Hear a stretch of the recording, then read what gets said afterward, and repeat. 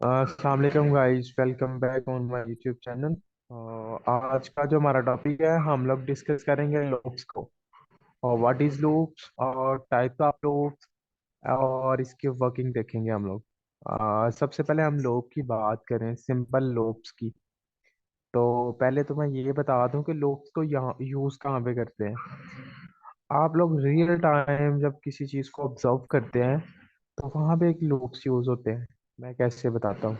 आप एक ऐसा सिस्टम बताएं, एक ऐसा सिस्टम जिसमें ना एक ही एक्शन को बार बार परफॉर्म किया जा रहा हो, वहां पे लूप्स का यूज होता है। फॉर एग्जांपल, अब अक्सर आपने देखा होगा कि ऐसी वेबसाइट जैसे यूडेमी है, तो यूडेमी के ऊपर हर दफा जब भी आप लॉगिन करेंगे, सबसे पहले आपसे वो लॉगिन मांगता है।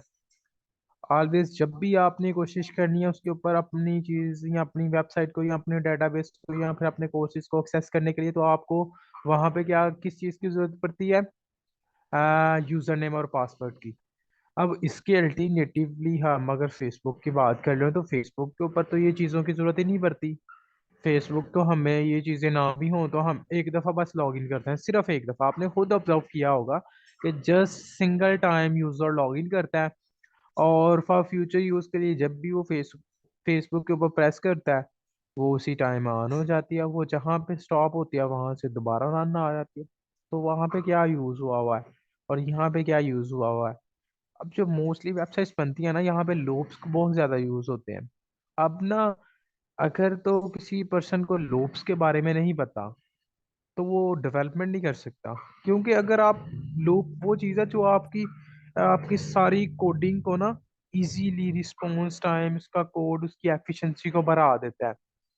कि ऐसा काम जो आप बार बार करना चाह रहे हो, सिर्फ आप एक लूप के अंदर वो परफॉर्म कर देते हो, बस सिंपल, दैट्स इट। आपको जरूरत नहीं है कि आप मल्टीपल आगे आगे आगे ऑनवर्ड बढ़ते जाएं, या नहीं नहीं नहीं, इन चीज़ों की जरूरत नहीं है। ये सिर्फ ये काम करता है। लूप्स की डेफिनेशन में ये अगर आपसे लॉजिकल चीजें पूछी जाए, तो आप ये बता सकते हैं कि लूप्स क्या करता है, कि आपके कोड की एफिशिएंसी को बढ़ाता है, आपके प्रोग्राम की एफिशिएंसी, रिस्पॉन्स टाइम इंक्रीज होता है।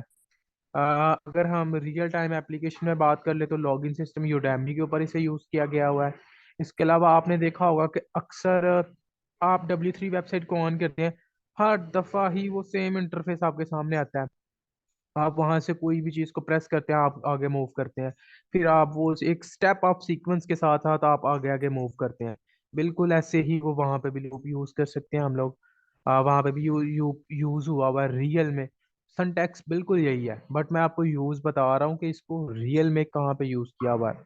अभी हम लोग बात करते हैं लूप्स की टाइप्स की, तो इसकी ना डिफरेंट टाइप्स हैं। तो अभी जो जिस तीन टाइप्स की हम बात करेंगे फर्स्टली हम वाइल्ड लूप की, सेकेंडली हम डू वाइल्ड लूप की, और थर्डली हम फॉर लूप की। अब आपके जहन में ये चीज आती है कि यार, जब एक लूप था, लूप तीनों का सेम काम है, जब एक लूप था तो क्या जरूरत है कि हम मल्टीपल लूप्स की टाइप्स को देखें? मीन्स कि सोचने वाली बात है कि जब एक ही लूप था तो हम मल्टीपल लूप्स को क्यों यूज कर रहे हैं। तो ये भी चीज देखते हैं। सबसे पहले हम डिस्कस करते हैं वाइल लूप को। वाइल लूप क्या करता है? ये आपकी कंडीशन को ना, आप कंडीशन देते हो, उस कंडीशन की बेस पे ना आपकी बॉडी को एग्जीक्यूट करता है। मीन्स कि एक स्टेटमेंट है जिसे आपने रन करना है। आपके पास स्टेटमेंट, आप चाहते हो कि 5 दफा मैं कोई चीज को प्रिंट करूं, 10 दफा, 20 दफा, 40 दफा। आप सी आउट के थ्रू काम करोगे ना, तो आप ईच हर चीज को सेपरेटली सेपरेटली लिखते जाओगे। सी आउट हर दफा आपको सेपरेट ही सी आउट देना पड़ेगा। तो आप कोई ऐसा लॉजिक हो जो भाई हमें ये चीज प्रोवाइड करे कि हम हमें सेपरेट सेपरेट क्यों लिखें। इस तरह तो हमारी कोड ऑफ लाइन इंक्रीज हो रही है, जैसे जैसे वो इंक्रीज होती जाएंगी हमारे प्रोग्राम की वर्किंग डाउन होती जाएगी। इस तरह तो हम वो चीज परफॉर्म ही नहीं कर सकते। ये हमने बॉडी लिख ली प्रोग्राम की। अभी हम सिर्फ सिंपल एग्जांपल करेंगे, सिंपल एग्जांपल से देखेंगे, और फिर मल्टीपल एग्जांपल की तरफ मूव करेंगे। तो ये हमने लिख ली लूप की एग्जांपल। और इसमें क्या करना, सबसे पहले आपका काम है कि भाई हमने वाइल लूप यूज करना है। तो क्या जहन में आना चाहिए? उसकी पहली बॉडी। तो उसका बॉडी सिंटैक्स कैसा है, उसकी बॉडी कैसे काम करती है?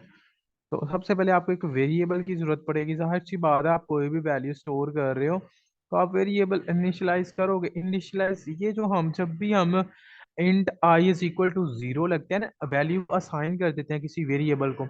फर्स्ट ही आप हमेशा वेरिएबल को डिक्लेयर करते होंगे, लेकिन उसे वैल्यू असाइन नहीं करते होंगे। जब आप वैल्यू असाइन नहीं करते तब उसमें कुछ ना कुछ टेम्पलेट डमी वैल्यू स्टोर ही होती है। और इस बात ध्यान में रखेगा, अगर आपसे ये क्वेश्चन पूछा जाता है कि अगर मैंने इंट आई या कोई भी एक वेरिएबल डिक्लेयर की है लेकिन उसको वैल्यू असाइन नहीं की, तो क्या उसके पास कोई वैल्यू होगी बाय डिफॉल्ट? जी जी बिल्कुल होगी। उसमें डमी वैल्यू कंफर्म 100% होगी, जो आपके प्रोग्राम के एग्जीक्यूशन टाइम के ऊपर, आपकी मेमोरी की एलोकेशन के ऊपर अफेक्ट कर सकती है। सिंपल, आपने वेरिएबल और उसके बाद आपने सिंटैक्स लिखा वाइल लूप का। वाइल लूप के अंदर आते ही आपने अब वो कंडीशन देनी है जिसकी बेस के ऊपर ये वाइल लूप चलेगा। ये इसकी कंडीशन का पार्ट है और ये इसकी बॉडी है। कंडीशन पार्ट और ये बॉडी पार्ट। आपसे ये क्वेश्चन किया जा सकता है कि बॉडी पार्ट क्या होता है और कंडीशन पार्ट क्या होता है। कंडीशन वो चीज होती है जो उस चीज को, बॉडी को हेल्प करती है एग्जीक्यूशन के लिए। बॉडी वो है जो आपका काम है वो परफॉर्म हो रहा है। यहाँ पे हम कंडीशन देते हैं कि भाई जो आई है ना, वो हमारा ग्रेटर देन है लेसर देन है 5 से। जब तक 5 नहीं आता आई एग्जीक्यूट होता जाए। लिख लेते हैं जी, सी आउट के अंदर हम सिंपल हम कोई भी रैंडम आई की वैल्यू दे देते हैं। और ये जी, सॉरी मैंने 1 लिख दिया, आई लिख लेते हैं।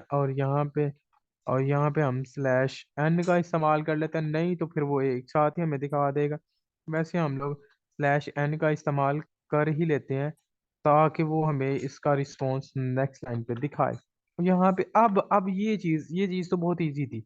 अब देखो ना, एक दफा तो ये चीज एग्जीक्यूट हो गई, अब दोबारा आई कैसे कंडीशन पे जाएगा? उसके लिए आपको हमेशा इंक्रीमेंट करना पड़ता है। आई में इंक्रीमेंट क्यों करते हैं कि वो एक दफा एक दफा जैसे पहला यहाँ पे फॉर एग्जांपल 1 आ गया, यहाँ पे फॉर एग्जांपल 1 आ गया आई की जगह पे, और ये 1 दफा प्रिंट हो गया। अब वो कैसे ऊपर जाएगा अगर इंक्रीमेंट नहीं करेंगे? इसीलिए हमें यहाँ पे इंक्रीमेंट की जरूरत पड़ती है कि 1 आ गया था, इस जगह पे 1 था, 1 के बाद ये एक 1 प्रिंट हो गया, प्रिंट के बाद फिर आई में एक एक प्लस हो और दोबारा वैल्यू ऊपर चली जाए। इसी तरह जब तक वो कंडीशन फॉल्स नहीं होगी ये बॉडी से एग्जिट नहीं होगा। और हम लोग रिटर्न कर देंगे जीरो, क्योंकि हमारे इसमें हमने कोई प्रोफेशनल फंक्शन नहीं क्रिएट किया, कोई कोई डाटा टाइप नहीं सिलेक्ट की, कुछ भी नहीं है, कोई ऑटो डिफाइन कुछ भी नहीं रखा, तो इसलिए हम रिटर्न जीरो ही करेंगे। मैं इसको रीलोड करता हूँ तो वो, सॉरी मैंने वो डायरेक्टरी का नाम ही गलत लिख दिया। Hash include IO stream. जी तो हम लोग इसको देखते हैं। आ, हम इसके करते हैं रीलोड। रीलोड हो गया। अब देखें आउटपुट के अंदर आ गया 0 1 2 3 4 4 तक। तो ये कैसे आया? अभी हमने इंडेक्सिंग आई की शो करवाई है, हमने वैल्यू नहीं थी आई को दी हुई, हमने कुछ नहीं था दिया हुआ। तो आई के अंदर जितनी वैल्यू इंडेक्सिंग की पड़ी हुई थी वो शो होगी। मैंने लास्ट लेक्चर में बताया था कि इंडेक्सिंग क्या होती है। इंडेक्सिंग का आपको पता होना चाहिए, इंडेक्सिंग कैसे काम करती है। तो इस तरह ये देखें ना, अब हमें यहाँ पे अगर हमने यही चीज प्रिंट करवानी होती है, हमें 1 2 3 4 5 6 7 8 9 10 इस तरह, तो फिर वो भाई हम तो वो कहते हैं बस लगे ही रहेंगे इसी तरह ये चीज कर। आप देखिएगा, आप रिजल्ट देखिएगा, मैंने आई को ना 1 से इनिशलाइज कर दिया और इसका ना मैं रिजल्ट देखता हूँ। वो देखो 1 2 3 4। अब आप में ये हो सकता है कि कंडीशन तो 5 की है तो लेकिन ये 4 क्यों है?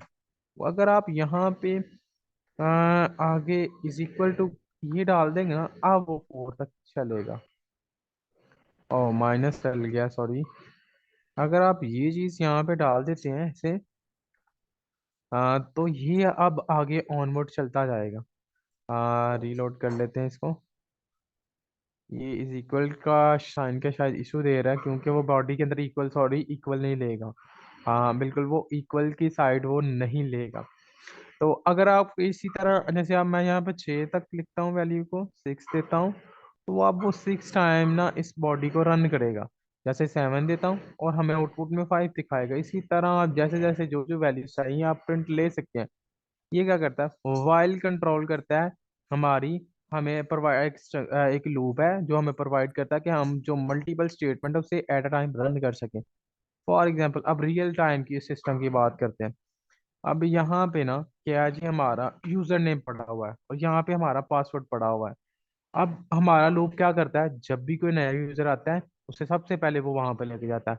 हर टाइम वो यूजर यूजर आता है वहां पे ले जाता है। तो यहाँ पे हम कंडीशन दे सकते हैं कि अगर हमारा यूजर न्यू है, न्यू यूजर, न्यू यूजर हम लिख के, अगर वो यूजर न्यू के इक्वल है तो वो क्या करे, हाँ, ईच एवरी टाइम जब भी यूजर न्यू आए वो इस लूप में आ जाए। एवरी टाइम जब भी यूजर नया आया वो इससे लॉगिन मांगे और इस तरह आगे ना जाने दे। फिर ऐसा कोड जिसमें आप चाहते हो कि भाई रन होता ही जाए, ये कोड रन हो, जब मैं चाहूं तब एग्जिट हो, जब मैं ना चाहूं तब ये एग्जिट ना हो। ये देखें, फॉर एग्जाम्पल हम कर लेते हैं आई इज इक्वल टू, हम यहाँ पे वैल्यू दे देते हैं इसको कुछ ऐसे वैल्यू, इसको ना हम लोग यूजर से वैल्यू लेते हैं। हम लोग कहते हैं कि भाई सी आउट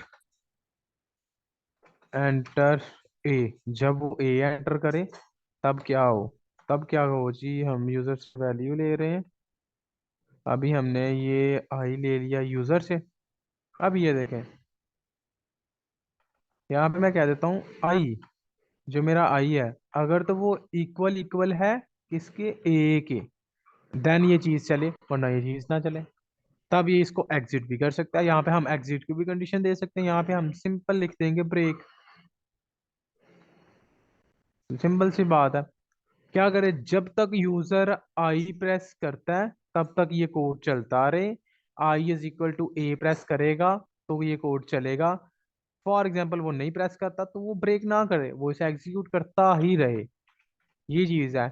और इसके अलावा अगर आप कोई कोड बहुत बड़ा लेंथी कोड आपने लिखा हुआ है और आप चाहते हो कि वो जो कोड है वो चलता रहे, हमारा कोड, और हमारी एप्लीकेशन रन होती रहे और तब ऑफ हो जब यूजर डन लिखे, तो आप तब भी ये कंडीशन दे सकते हो।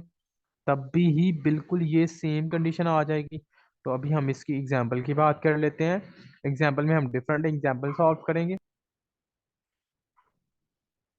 फर्स्ट एग्जाम्पल की बात कर ले तो हम एक ऐसा प्रोग्राम करेंगे जिसमें ये हो कि सम करता जाए। वो प्रोग्राम क्या करे, सम, जब भी वैल्यू यूजर दे सम कर दे, लेकिन जब वैल्यू यूजर दे नेगेटिव तब वो सम ना करे, जब वैल्यू दे पॉजिटिव तब वो सम करता है। जैसे मैं 2 देता हूँ, 6 देता हूँ, 4 5 6, इस तरह तो वो उसे सम करता ही जाए। लेकिन जब मैं वैल्यू दूं उसको नेगेटिव तब वो सम ना करे। तो वो कोड करते हैं, सबसे हमने दो पहले वेरिएबल्स डिक्लेयर कर दिए, इंट सम के और एक नंबर का। और सबसे पहले हम यूजर से वो नंबर लेंगे कि भाई एंटर दी नंबर। वो यहाँ पे कहता है कि वो नंबर एंटर करो, कोई भी रैंडमली वो नंबर हो सकता है। हम यूजर से वो नंबर ले रहे हैं तो वो नंबर कोई भी हो सकता है। अभी हम स्पेसिफाई नहीं कर रहे कि आप ये दो आप ये करो, नहीं नहीं, अभी सिर्फ हम लिख रहे हैं कि भाई नंबर दो। आगे वो नंबर यूजर पे डिपेंड है कि वो नंबर कैसा दे रहा है। वो हम कंडीशन चेक करेंगे। हम ग्रेटर देन और इज इक्वल टू जीरो रख लेते हैं। अगर वो greater than is equal to zero है तो जाहिर सी बात है वो पॉजिटिव होगा, नेगेटिव तो नहीं होगा। तो अगर वो नेगेटिव देता है तो वो साथ में बता देगा भाई ये नेगेटिव है। जब भी वो पॉजिटिव दे, जो सम का वेरिएबल है उसमें ना एक वैल्यू ऐड हो जाए। ये ऑपरेटर्स हैं, एक होते हैं प्री डिफाइन, एक होते हैं प्रीफिक्स और एक होता है पोस्टफिक्स ऑपरेटर। अब प्रीफिक्स ऑपरेटर क्या होता है, पोस्टफिक्स क्या होता है, वो आप नेक्स्ट वीडियो में देख सकते हैं। तो हमने ऐसे लिख दिया नंबर इज इक्वल टू ये हमने, चलो ये चीज मैं आपको एक दफा क्लियर कर दूं कि हमने प्रीफिक्स क्यों यूज किया हुआ है, आप सॉरी पोस्टफिक्स क्यों यूज किया हुआ है। जब भी इस नंबर के अंदर कोई वैल्यू आएगी, इस नंबर के अंदर ऐसे इसमें कोई वैल्यू आ गई, इसे सबसे पहले क्या करना है, इस ऑपरेटर के ऊपर काम करना है। इस ऑपरेटर का, इस लाइन का मतलब पता है क्या है, मैं टोटल मैं आपको बता दूं, sum is equal to number plus sum. ये इस लाइन का मतलब है, जो मैंने ऊपर लाइन ये लिखी हुई है। आप चाहे तो ये लिख लें, चाहे तो ये लिख लें, कोई मसला नहीं है। लॉजिकल वैसे वो लाइन बेस्ट है। सो आप ये चीज लिख के आगे यूजर से नंबर लेते हैं। यूजर से नंबर लेने के बाद आप कहते हैं कि भाई हमें हमें दोबारा नंबर उसे पूछते हैं कि भाई नंबर दोबारा एंटर करो। पहले भी नंबर इनपुट ले रहा है, तो अब दोबारा उनसे नंबर लेते हैं। आप दोबारा नंबर क्यों ले रहे हैं वो भी मैं आपको बता देता हूँ। एंटर नंबर, अब यूजर से दोबारा नंबर ले रहे हैं और सीन के अंदर हम वो नंबर का जो था हमारा कोड वो लिख लेते हैं। तो यहाँ पे वो हमने सिर्फ इतना सा काम करना था। अब हम आते हैं इसी बॉडी से बाहर, while लूप की बॉडी के बाहर, और जो टोटल सम होगा वो यहाँ पे सिंपल हम लिख देंगे SUM, सम। बस ये अभी कुछ फिलहाल हमने कुछ नहीं, अभी सिर्फ आप कोड के ऊपर फोकस रख रहे हैं कि कोड कैसे काम कर रहा है। अभी हम नंबर्स देते हैं कुछ भी, जाहिर सी बात है दो नंबर होंगे तो उसी के ऊपर ऑपरेशन परफॉर्म होगा ना।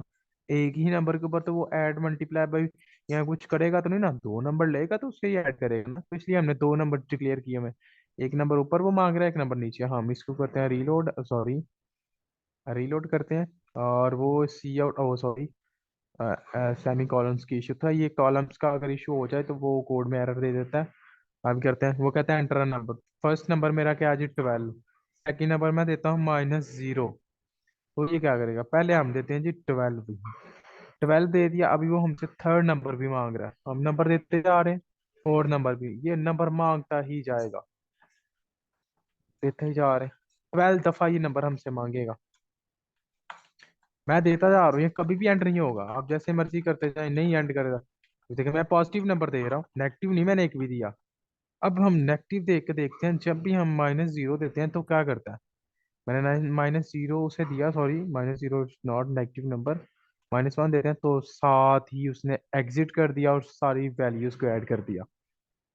साथ ही उसने कोड को क्या किया, एग्जिट, और सारी वैल्यूज को ऐड कर दिया। अभी हम दोबारा इसको रीलोड मारते हैं। मैंने नंबर यहाँ पे कहता हूँ 1 2 3 4 5 6 7 8 9 10 11। ये मैंने कुछ नंबर दे दिए रैंडमली।